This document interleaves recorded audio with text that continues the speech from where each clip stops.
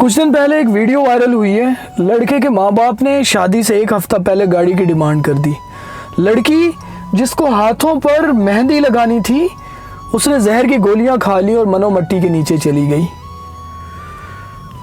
आजकल लोग शादी कहाँ करते हैं, सौदा करते हैं वो तो जज्बात का। उनको बेटी भी चाहिए, जहेज भी चाहिए, गाड़ी भी चाहिए, प्रोटोकॉल भी चाहिए। अगर नहीं दिया तो शादी कैंसिल। जब किसी के हाथ जहेज मांगने जाओ ना, तो अपने माथे पर, अपने माँ बाप के माथे पर लिख कर जाओ कि हम भीख मंगे हैं, हमें भीख दें।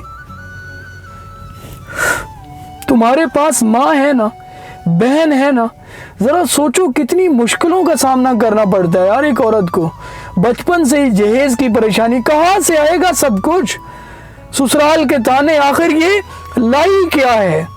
दुनिया की तीखी नजरें, लोगों की बातें, औरत होने की वजह से उसकी फितरी कमजोरियां, खानदान की इज्जत का बोझ, कितना कुछ सहना पड़ता है एक जहेज के लिए।